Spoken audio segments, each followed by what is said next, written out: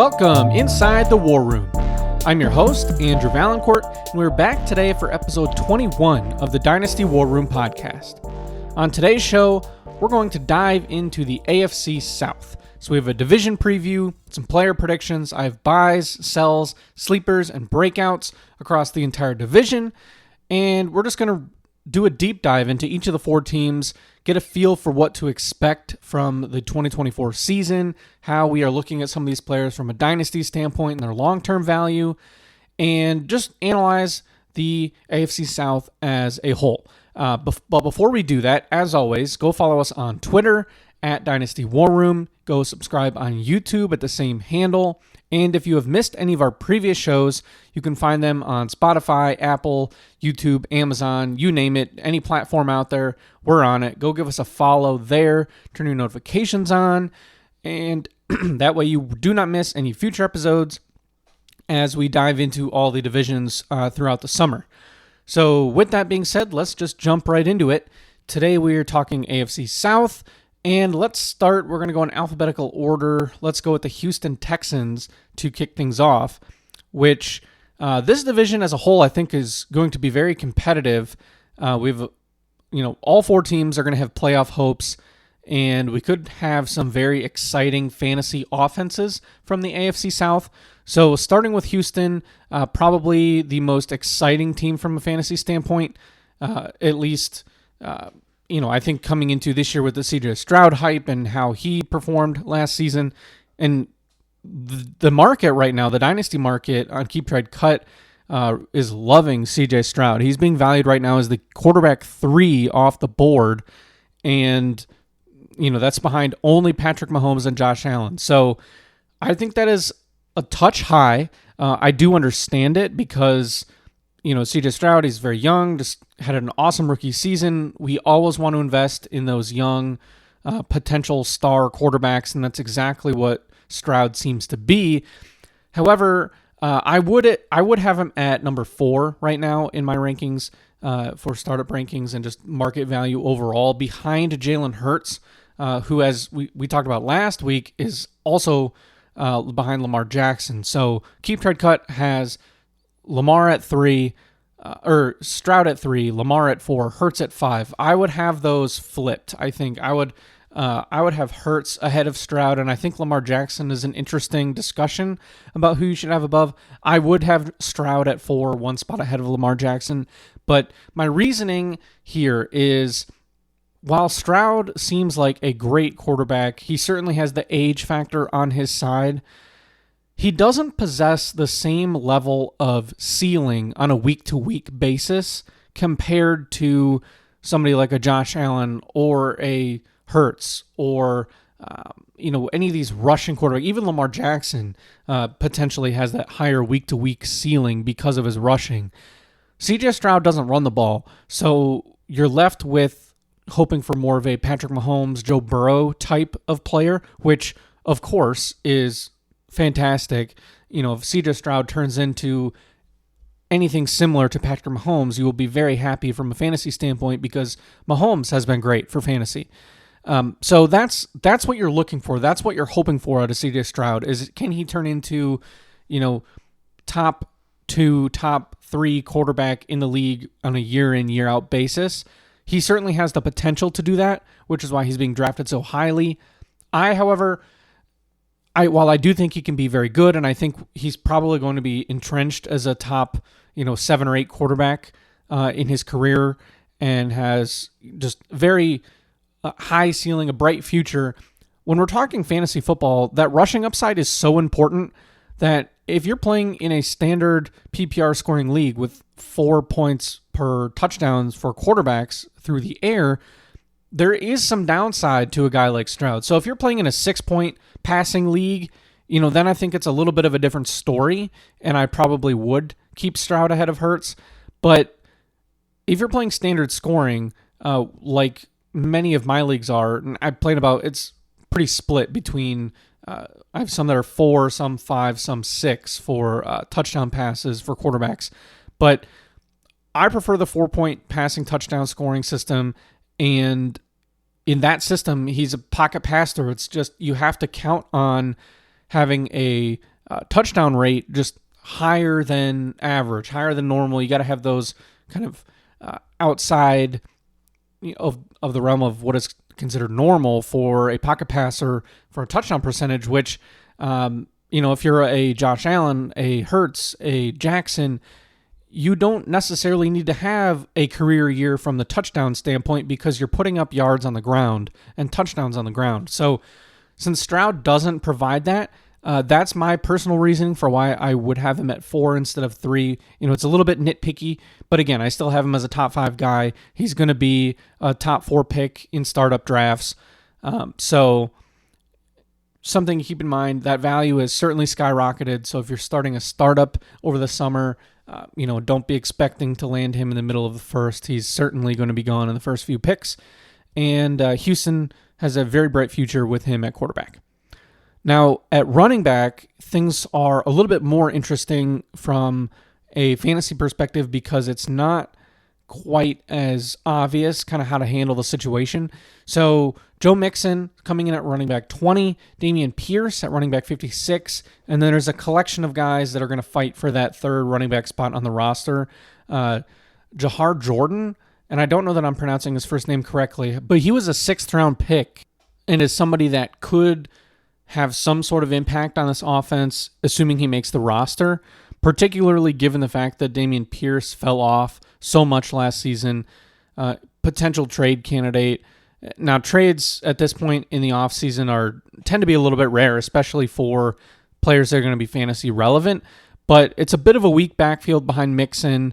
Pierce doesn't really fit the offensive scheme in Houston as well as he did as a rookie, which is why he kind of fell out of favor last season. But Jordan, somebody to just stash at the very end of your roster, a 30th man type of thing for you, just on the off chance that he can break out, be something interesting. But Joe Mixon, people kind of were leaving him for dead in Cincinnati. People expected that he would be cut.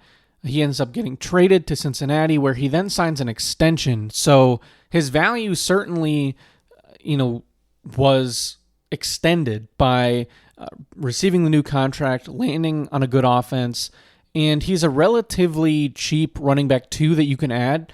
I don't think he'd cost anything more than a mid to late 2nd round pick, and I think for somebody that is going to be the clear starter in a very good offense, I think that's a pretty good addition, even though Joe Mixon is not somebody that I'm expecting to be a top 10 running back. He certainly could finish in that 10 to 20 range, be an early to mid running back 2 from a redraft, 2024 standpoint. So I like Mixon this year. I was pretty down on him for Dynasty the past couple of years, and he's just continued to maintain relevance, even with the lack of excitement around him. So I think that continues. Somebody definitely worth adding to a roster. And, this team is going to primarily focus on the passing game, though, of course, with Stroud and this great receiving core, which we're going to talk about now. And that's led by Nico Collins, who's at wide receiver 16, Tank Dell, who's at wide receiver 19, Stephon Diggs, the new addition, at wide receiver 43. And then there is still Noah Brown at wide receiver 112. John Mechie is hanging on. So pretty good wide receiving core. And that sets things up very nicely for CJ Stroud. This offense as a whole is something that has been very popular for a lot of people in best ball formats. Of course, redraft, dynasty, everyone wants a piece of this offense. So I love both Nico Collins and Tank Dell for dynasty. I was a bit nervous, a bit apprehensive about Nico Collins for a lot of this offseason because I was worried about the contract situation, because they acquired Stephon Diggs, which at the time seemed a little puzzling. But, then it makes sense when you think about it a little bit more. Tank Dell in the slot. You want the 2 outside receivers, probably going to be running a lot of 11 personnel, 3 receivers on the field. You're going to have a high-powered passing offense. You want to really take advantage of that while Stroud is on the rookie contract. So that's what Houston's trying to do. I love Nico Collins, especially now that he gets that big contract extension. He's going to be there tied to Stroud for the next few years. So that's great news for Dynasty. And I really like Tank Dell as well. I think both of these prices at wide receiver 16 and 19 are good. It's something where Dell almost might be valued at a little bit higher than I would love to acquire him at, but I think there is some merit to that because I expect him to finish as a wide receiver 2 in fantasy, and I expect Nico Collins to be pushing again for, to be a top 12 type of guy. So I'm fine with acquiring them at price, even though at least with Dell, it feels a little bit like you could be getting him at his ceiling price. But there's a very good connection between Tank Dell and CJ Stroud. Nico Collins has shown that he can do it all. He's a good deep threat. And we'll see what Stephon Diggs adds to the offense. I've stated on numerous episodes that he's a sell candidate for me. I do think that he's going to be the wide receiver 3 on this team for fantasy purposes, behind Collins and Dell, but should still have a solid year. It's not like they traded for Stephon Diggs and they're just going to let him rot, not giving the ball and just, have another unhappy receiver on their hands. So he's certainly going to be an important part of the offense. I just don't know that he's going to be, Buffalo Bills level of fantasy relevant to your team and Dynasty in general. If you're looking for some bench depth, just somebody to stash, further down on your roster, Noah Brown is certainly somebody that showed last year that he can have a few games should there be some injuries. So I'm perfectly fine with adding that to my roster. I think it's probably time to say goodbye to John Mechie. I think that he's potentially going to be cut. I think, unfortunately, his health struggles really hurt his chances of being an impact player in the league. So I'm out on Mechie, but just a great wide receiver room to get a piece of in Dynasty, particularly if you have Stroud. Getting that stack with either Collins or Dell is going to be something that should be a priority for you if you're a CJ Stroud manager. At tight end, we have Dalton Schultz, who comes in at tight end 17 on Keep Trade Cut, and I really liked Schultz last year. Unfortunately, with the Diggs acquisition, while I still like Schultz, I'm a little bit down on him, as I think the industry is as a whole right now. But he's a perfectly fine backup tight end, a tight end 2 for your Dynasty team, somebody to plug in on a bye week, somebody if you need to flex in a pinch, whatever the situation is, fine tight end. He's a very capable player. He should have a few nice weeks and can be a pretty steady, consistent player in this Houston offense. He just probably won't have quite as much of an impact given the fact that he's more competition now in the offense, but somebody that I'd be happy to have on my roster as long as I'm not counting on him as my starting tight end. Moving on to Indianapolis. So another exciting young offense where we saw, some glimpses last year, but the big question mark for the Colts is at quarterback with Anthony Richardson. He's valued at QB7, which I think is very fair because it factors in the upside, right? This is a player that has QB1 upside. We talked about this several episodes ago on the breakout episode, and he's somebody that could finish as the number 1 overall quarterback in fantasy if he stays healthy, because we saw that he can run the ball. He's having success through the air, which was really a bigger question mark, obviously, than the rushing coming in.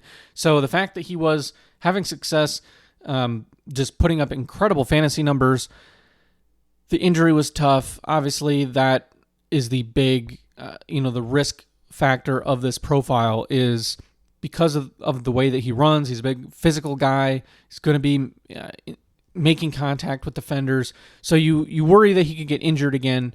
And it was a shoulder injury, so that is unfortunate as well. But if we assume that he is recovered, he's healthy, he'll be ready to go for the season. I love the ceiling here. I think that Richardson presents a really good value, and this could be a really, really good offense. I trust the coaching staff.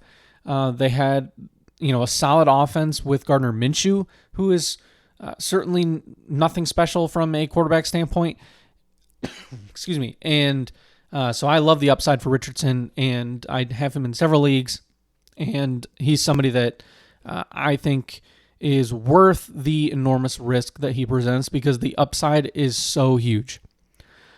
At running back, we have Jonathan Taylor, who comes in at running back 5, and then there's Trey Sermon at 73 and Evan Hull at running back 70. So The interesting part about this backfield, number one, I think that Jonathan Taylor is kind of the last of the safe elite running backs. I think there's a pretty clear top 5 in guys where I'm just generally not that concerned about whether or not they'll produce. And there's certainly, it's Breece Hall, Bijan Robinson, Chris McCaffrey, and then I think Jahmyr Gibbs falls into that category as well for at number 4 for Dynasty. But Jonathan Taylor's still elite running back. He's still young enough that he's got, a pretty long road ahead of him in terms of fantasy relevance. As I pointed out on a previous show, there is a little bit of risk here with Richardson potentially stealing some rushing touchdowns. So I don't want to say that things are just perfect for Jonathan Taylor, but I still expect him to be very good. A top 5, top 10 running back in redraft, somebody that will have some big weeks. We saw Zach Moss be very effective last year in this offense, with a worse quarterback situation, albeit one that wasn't stealing rushing touchdowns. But I think that's something where Trey Sermon and Evan Hall could potentially have some value, because should Jonathan Taylor miss any time, someone's going to have to step up, and it's not as clear and obvious as it was last year that, hey, Moss is the backup. Sermon, it seems like, could be the early leader in the clubhouse for that role, but, the Colts drafted Hall, and he missed pretty much all of last season due to injury, so we don't really know much about him at the NFL level, so it could be some sort of mix. I think both guys are worth having on your roster, and whichever one wins the backup job could be a very important fantasy piece should Taylor miss any time. So if you want to get ahead of the curve, if you're a Jonathan Taylor owner, both Sermon and Hall are dirt cheap. You could get both of them together for probably a 4th-round pick. So I would be looking into acquiring one or both of those players and just covering your bases at the running back position. Now, at wide receiver, it's another good wide receiver room. Just like Houston, not quite to the same, level, but Michael Pittman coming in at wide receiver 18, I think he is in line for another very good season. With Anthony Richardson taking over instead of Minshew, Josh Downs at wide receiver 53, Adonai Mitchell at wide receiver 44, and then Alec Pierce rounds out the group at 96. So I think Pierce can be dropped. I think that dream is probably over. But the trio of Pittman, Mitchell, and Downs should be a very good set of receivers. I really like Pittman. I know there's a little bit of risk here because Richardson obviously is a bit unproven as a passer, so there's some worry that his volume could drop a little bit, and he hasn't shown to be a big-time touchdown guy.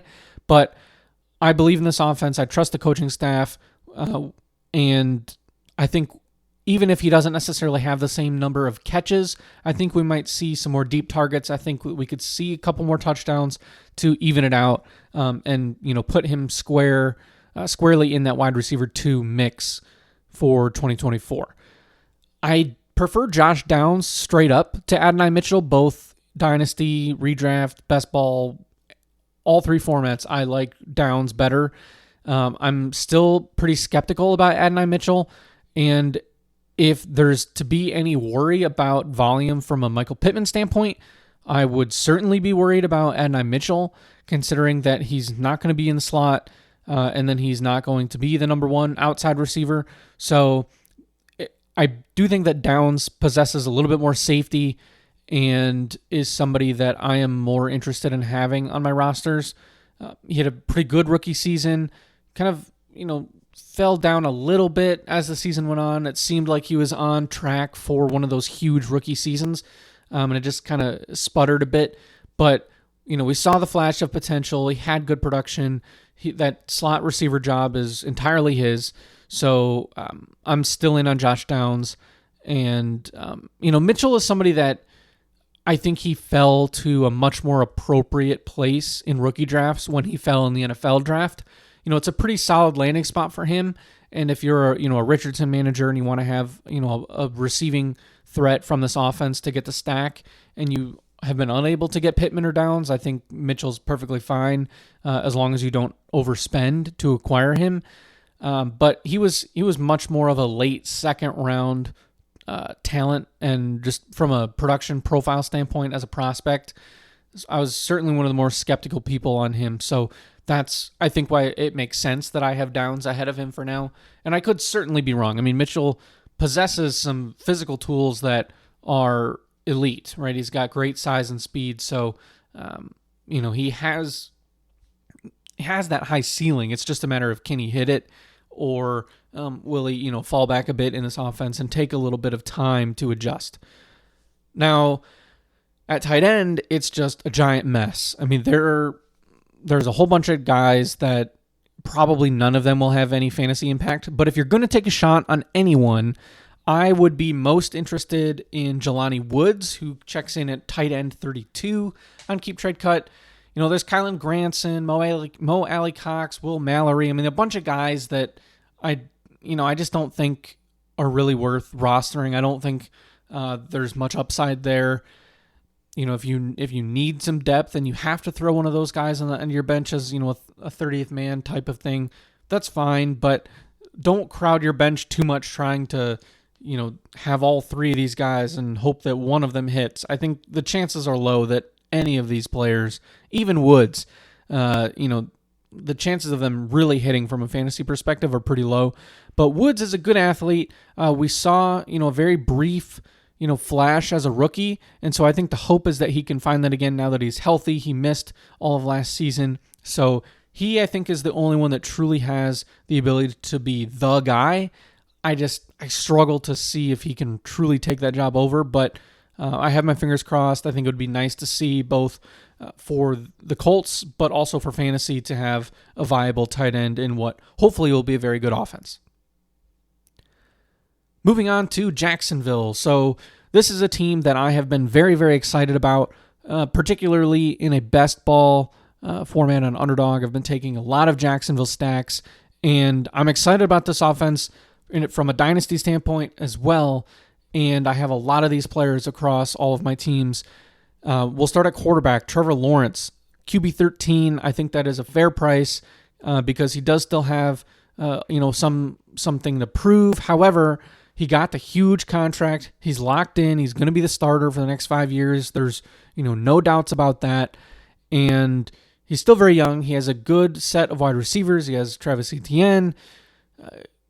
I think the breakout is coming. I think that everyone hoped it would be coming last year, and it, didn't really come. He struggled a bit, was fairly mediocre, had some injuries, but I think he's still a strong breakout candidate for this year. It's just going to come a little bit later than people had hoped, but I think he can be a top 10 quarterback both for fantasy and real life. So I'm still high on Trevor Lawrence.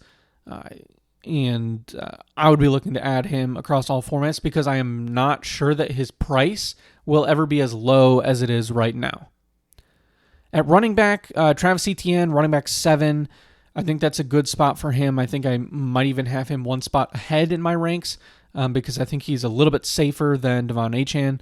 So Etienne is probably somebody that is flirting with that top group of 5 to me. He's kind of right on the edge there. So if you were to include him in that top group, I wouldn't have an issue with that. But I think he is safely at the top of sort of that second tier of running backs. And the main reason for that, I think, is the coaching staff still says that they want to decrease his workload a little bit. I'm a little skeptical of that. I don't know that it's going to happen, which is why I'm still very happy and confident to have him on a team because they just don't really have anybody else that's worth giving the ball to. I think Tank Bigsby, if he really could do it, he would have gotten the ball more last year. He's at running back 61 right now. They have Dearness Johnson, and then Keelan Robinson is a rookie that they took in the 5th round. But I do think that he's going to be more of a special teams guy. However, that could get him a spot on the roster. So it's just a situation where none of these backups are really all that exciting. Bigby's been a big disappointment. He's worth the stash on your roster still because if he does put it together, as a day 2 running back pick and somebody that people were excited about last year, and if the coaching staff really does want to reduce the number of carries that ETN gets, he should be the one that gets those. But I I have a feeling he's probably just going to be somebody that by the end of the year you're cutting from your rosters to make room for next year's rookies if you haven't already done so. But I do think he's worth holding on to for at least a couple months into the season, see how the offense shakes out. But Travis Etienne should get a whole bunch of work, and I'd be excited to have him in my lineup. Wide receiver is a spot where I think there's a lot of value to be held. Or to be had. And I think Christian Kirk leads that group from a value standpoint. He comes in at wide receiver 36. Brian Thomas, the rookie, it comes in at wide receiver 27. They signed Gabe Davis, who's at wide receiver 73. And then Parker Washington, to me, is the next interesting player from this position. He's at wide receiver 105. And I really think it's, your three primary wide receivers in this offense will be Kirk, Thomas, and Davis. Parker Washington's going to be somebody that would come off the bench, really more of an injury situation, particularly for Kirk in the slot. But Kirk is somebody that I am looking to add to as many rosters as I can, just like I was a couple years ago. And to me, he's the clear wide receiver one in this team. He's Trevor Lawrence's favorite target, or certainly one of the two with Evan Engram. And he's somebody that Lawrence looks to in the red zone. And as long as he stays healthy, which, he missed some time last year with injury, but I think that Kirk is back in charge of this offense. I'm less worried about Brian Thomas eating into his workload compared to Calvin Ridley from last year. So Kirk, I think, is a really nice value, somebody that at wide receiver 36 should almost certainly outperform that rank. I'm expecting him to be wide receiver 2 in redraft. So I really like Kirk. And Brian Thomas is somebody that I think is really more of a boom-bust prospect. I am not sure that we're going to see the true breakout as a rookie. I think he might follow more of the traditional second-year breakout.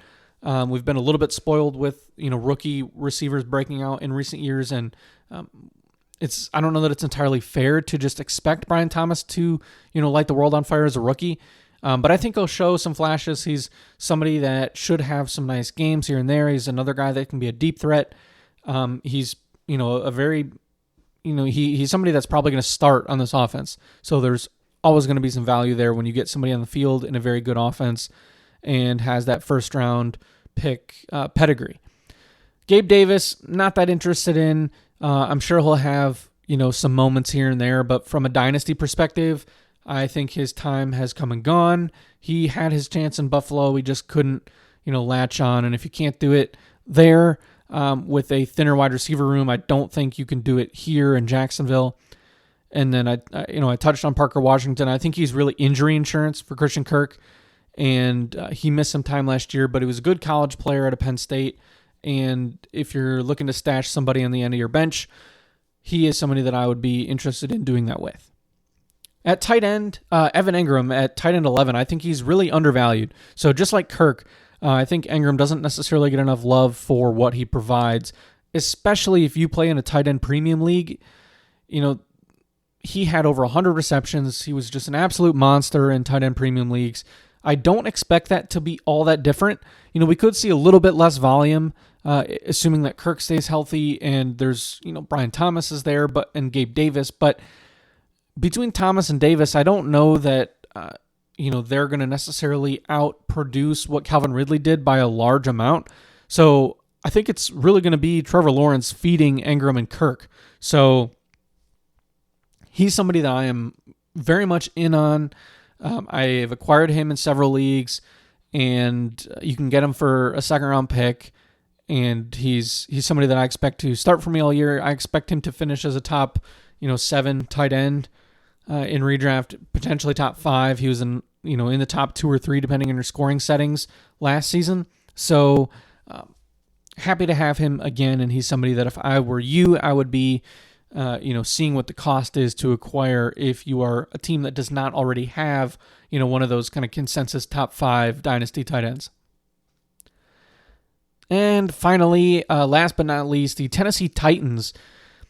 They have a bit of a new look offense, new coaching staff. Will Levis takes over at quarterback in that full-time role, and they have a whole new set of, receivers and running backs. So Will Levis, QB 21 on Keep Trade Cut. it's a very interesting situation because, he doesn't have that top 10 draft capital that ensures that he sticks around for, 2 or 3 more years. He's as an early second round pick. If he doesn't perform this year, they will probably move on. However, he's been put in a position to succeed. So we've talked about him a few times throughout the spring and summer, and he's got this new offense with Calvin Ridley and Tyler Boyd, and they added Tony Pollard. So he's got 3 veteran wide receivers. He's got 2 good pass-catching running backs, an offensive-minded head coach. So I do think that there's definitely an element of kind of a boom-bust to Levis because, I think when he's good, he can be very good. He's kind of that gunslinger, really air it out, take chances. He can, he has some mobility. He can get around. But he also, will turn the ball over, could certainly struggle. We saw moments last year where he just didn't look good. So it's high ceiling, low floor. But I think that's what makes him so intriguing from a fantasy standpoint because his cost is not all that bad at this point. He's kind of on that 1-2 turn, similar to like a Bo Nix is kind of where his value is to me.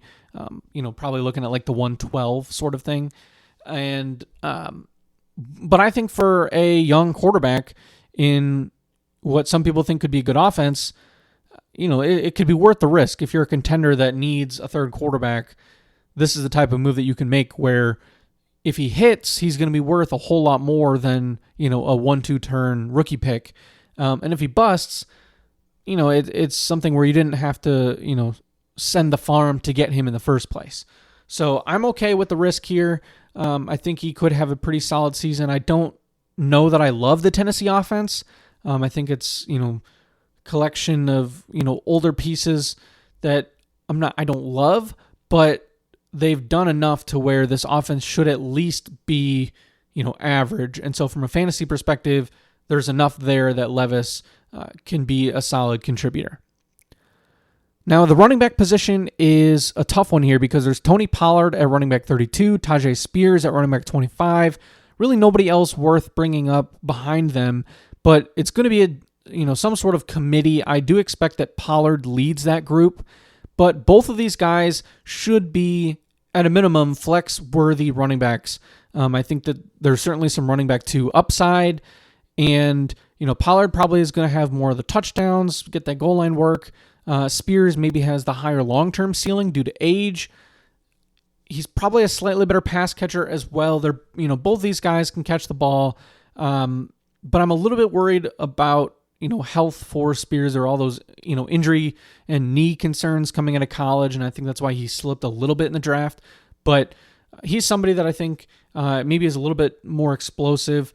So I'm happy with both of these players. And, I would expect them to be contributors this year, regardless of which one you have on your roster. At wide receiver, we have Calvin Ridley at wide receiver 46, DeAndre Hopkins at wide receiver 64, Tyler Boyd at 92, and then Treylon Burks is still hanging around at wide receiver 90. And it's really pretty tough for Treylon Burks managers to kind of see how he's fallen off. But between the injuries and just, poor production when he's on the field, he's now been passed up on the depth chart by both Ridley, Hopkins. Even Boyd, I think, is going to be playing over Burks. So it's going to be tough for Treylon Burks to really make any sort of fantasy impact, especially this year. But he's probably going to have to move on to another team before there's any hope of that. And at that point, how often do we see guys that, bust with one team, move on somewhere else, and then really turn into, a good fantasy asset? It doesn't happen a lot. So if you can sell Treylon Burks and get anything for him, now is the time. You've probably already missed your real chance to get much of value for him. But if you can get a third-round pick, I think that's fine. I don't think you're going to be able to recruit more than that unless he has, one solid game at some point in the first month of the season, and then you turn around and trade him right away. But out on Burks, I'm really not interested in Tyler Boyd either. Maybe end of your bench depth if you're a contender, but he's somebody that I'm not all that interested in either now that he's not in Cincinnati. Because to me, Calvin Ridley and DeAndre Hopkins are still both very solid, capable receivers. And, Ridley certainly has more of that stability in the dynasty, value given his contract situation, signing as a free agent. And then DeAndre Hopkins, while maybe more talented, is in a bit of a more precarious situation because, he's in the last year there in Tennessee, whereas Ridley will be there for the next several seasons. So I think that both Ridley and Hopkins can give you some nice short-term value if you need a flex player in your lineup, wide receiver 3, wide receiver 4, something like that. I think they both should be solid, especially if this offense kind of lets it loose a little bit and lets Will Levis throw the ball around. So fine with both of those guys. I'm a little skeptical, generally speaking, about Tennessee because it is such a risk-reward, boom-bust type of offense to me. So I don't have a ton of these guys on all of my teams, but I do have Levis in a spot or two. I have Pollard on a team or two. I have Calvin Ridley somewhere. I think I even have Hopkins on a team. So, I have some pieces. I'm not completely out, but it's not a team like, really any of the other 3 teams in this division where I'm very excited. I have a whole bunch of Jacksonville pieces on various teams, a whole lot of Indianapolis players, a number of Houston players. So clearly the 4th best offense in this division to me, and probably the team that I would expect to finish 4th.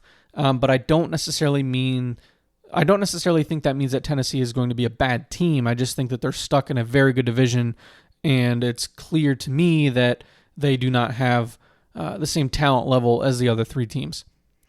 And then last but not least, at tight end, we have Chig Okonkwo, tight end 25, somebody that I think is a very good sleeper, that post-hype breakout, post-hype sleeper candidate. It's a bit crowded as we've gone through these other players in terms of receiving threats. But again, it all comes down to Levis, but I think he's worth the flyer at tight end 25 prices. That's really not that high. You can get him probably for a 3rd-round pick, and there's certainly some upside, right? We saw the hype last season where people were very excited about what he could bring to the table. Good athlete. There wasn't a lot of competition. However, at the same time, he didn't really do much last year with that, subpar competition. Quarterback situation, maybe marginally better now, of course, with, some stability and knowing it's going to be Levis. But that's why he's valued at tight end 25, right? So, if people were more excited about him, he would not be that cheap. But if you need depth, you need somebody, as a tight end 3, tight end 2, just somebody to have for bye weeks, some depth in case of injury. I think Okonkwo's a fine target and somebody that would not be all that difficult to acquire. And finally, just like last week when we talked about the AFC North, I want to finish off today's episode by touching on the biggest buy, the biggest sell, the biggest sleeper, and the biggest breakout candidate for the AFC South division. So, to me, there are a couple of these slots where there are a whole bunch of guys that I could have picked, especially, buy and breakout candidate. I think there's a lot of big breakout options in this division, some very nice buy candidates given their prices. But somebody that I've been talking about a lot this offseason that to me is the biggest buy with their current market value is Christian Kirk, wide receiver for the Jags. Wide receiver 36, I think going at that, wide receiver 3 to 4, range is just a really good value. The fact that you can get him for a 2nd-round pick in a lot of leagues to me is, it's a bargain. So Christian Kirk, somebody that I really like, and looking to add him everywhere given his current price. Now, on the opposite end, I'm going to come in with a little bit of a hot take here. So typically when I've talked about sell candidates on this show, it's usually because I don't believe in the player or, they're just somebody that I think is being overvalued and, I'm still not that excited. But generally there's something there where I'm either not a believer or I'm just not excited. Right now, my biggest sell in the AFC South division is neither of those. A player that I am very excited about, that I think is very good, and he's, if not properly valued, only slightly overvalued, but I think it's CJ Stroud. He's being valued as the quarterback 3, which when you get to the top of the quarterback market and you're talking about QB, 2, 3, 4, 5, 6, you can be a little bit picky and kind of read where the Dynasty community is in how much excitement there is surrounding a player. And everyone is just tripping over getting CJ Stroud onto the roster. I mean, he has just shot up the Dynasty ranks tremendously since the end of the season. And I think QB3 is a touch too high. And so while I understand it, knowing that he is not a type of quarterback that is going to routinely give you,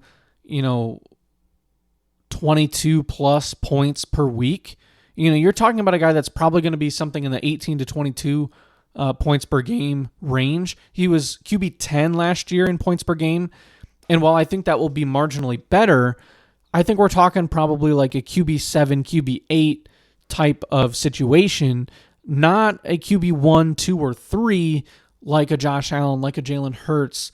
I just don't see it. So given the age factor, I think that there are situations where you could simply trade CJ Stroud straight up for Josh Allen. And depending on the situation of the two teams, if the Allen team is struggling a bit and, they have Allen and maybe not a lot else, they might be willing to go younger. I mean, there's a 6-year difference between Stroud and Allen. But if you're looking to compete in the next 2 years, next 3 years, and you want that higher weekly upside player at quarterback, especially in Superflex, I would much prefer Josh Allen. He's my QB1. I think you can make that deal happen, but even, going away from that, because you might be sitting there going, well, why would anybody trade the number 1 quarterback for the number 3, even if, they love Stroud? And that's perfectly fair. However, what about Jalen Hurts? He's somebody that Keep Trade Cut has as QB5. So, there's a pretty substantial difference in the valuation between those two players. If you can get Jalen Hurts and another piece, another starter, a nice draft pick, depending on the situation, you could be looking at Jalen Hurts and a late first for CJ Stroud. And I think that that's something that could happen. Or Christian Kirk and Jalen Hurts for CJ Stroud. I think that there are deals like that could be made. And if you wanted to just blow it up, if you're a rebuilding team and you have Stroud and, not much else, Stroud is probably the best quarterback for you to build around.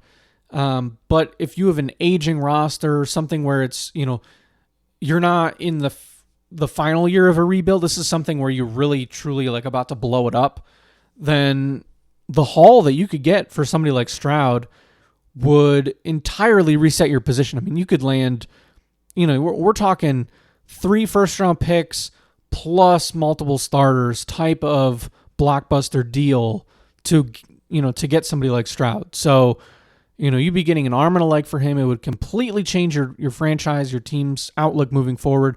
So while I certainly am by no means advocating just trading him for, just to trade him, that's not at all what I would be doing. I would be absolutely looking to keep Stroud. However, it's something at least worth exploring to just see what's there. Because if you could, again, land somebody like Hurts or make a move to get, a Josh Allen or a Patrick Mahomes even. Now, I'm less enthusiastic about making that deal for Mahomes given the age and the fact that he's not a mobile, or well, he's somewhat mobile, but you guys know what I mean. He's not a Josh Allen. He's not a Hurts. So I'm looking to get those rushing yards at quarterback. So I would at least explore the situation and see what's out there. Biggest sleeper candidate. I'm going to dig pretty deep on this one because there's not a lot of names in the mid to late rankings in this division where I'm like, oh, this guy's just really stands out as a sleeper. So I want to dive deep. We're talking end of your bench, shot in the dark lottery ticket. And I'm going to go with Parker Washington, who's at wide receiver 105. So he's free. He's probably on waivers in most of your leagues, or would cost, less than a 4th round pick. He's a complete throw in a deal. But if you have Lawrence or Kirk, or you have some pieces of the Jacksonville offense and you want some, a safety valve, Parker Washington is a pretty good slot receiver. Trevor Lawrence loves targeting his players in the slot, and should Christian Kirk suffer another injury, miss time, I think that Washington could have some sort of fantasy impact this season. So if you have he probably won't fit on your taxi squad any longer since he's no longer a rookie. However, if you have that expanded bench, you have some roster spots, he's worth one of those end of your bench spots. And last but not least, my breakout candidate for the AFC South, somebody we talked about a few times on the show, and it's Anthony Richardson, quarterback of the Indianapolis Colts. QB7 on Keep Trade Cut, and I think everything is there for Richardson to really break out and be, a very, very high level fantasy quarterback. I think that he's a perfect candidate to target in a Stroud deal. He's further enough down from Stroud that if you wanted to acquire, some more sizable assets with, Richardson to get in a Stroud deal, that's something you could look at. But I love the upside. I love the offense. He gives you the rushing upside that you want. He's just a big, strong guy, has a great coaching staff, offensive minds, and he's got talented receivers. He's got Michael Pittman. He's got a great running game behind him. So Anthony Richardson is my big breakout candidate for this division. And with that, that is our entire preview and breakdown of the AFC South. And just for fun here at the end, I should have done this last week as well, but I'll give my just personal predictions for how these teams will finish the year in terms of, division rank. And I see three playoff teams coming out of this division. I think it's going to be that good. So I see, Houston, Indianapolis, and Jacksonville all making the playoffs. I do think that,